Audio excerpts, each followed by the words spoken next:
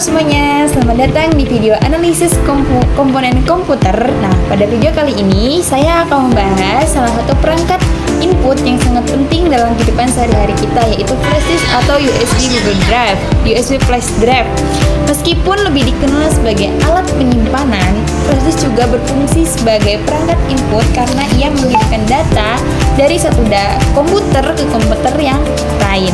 Namun, pasti teman-teman penasaran kan bagaimana sih cara kerjanya komputer dan apa saja kelebihan dan kekurangannya? Yuk, simak video kali ini sampai tuntas ya. Nah, pada video kali ini kita akan membahas salah satu perangkat input nih yang sangat sering banget digunakan, yaitu flash disk atau USB flash drive.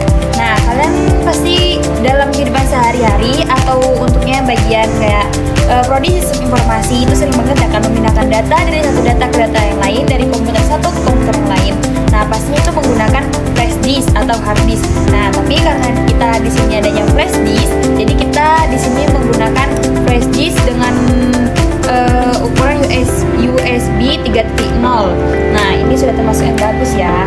Nah, kalian tahu nggak sih apa sih itu flash disk, bagaimana cara kerjanya, dan apa saja kelebihan serta kekurangannya?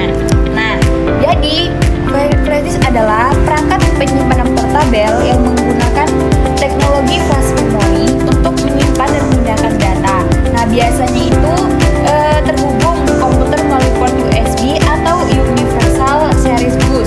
Nah, flash disk bisa menyimpan berbagai jenis file seperti dokumen, foto, video, bahkan sistem informasi, sistem operasi.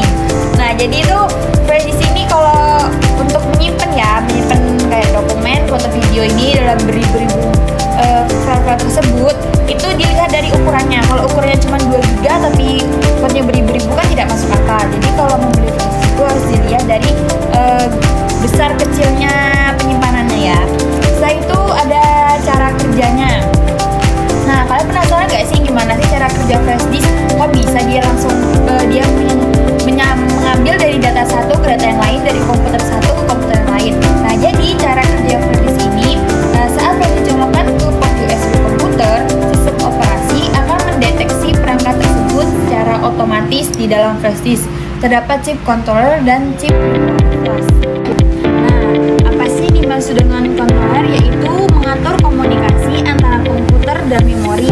Setelah itu yang kedua memori flash, yaitu menyimpan data dengan sistem volatil, artinya data tidak akan hilang meskipun tidak ada aliran listrik.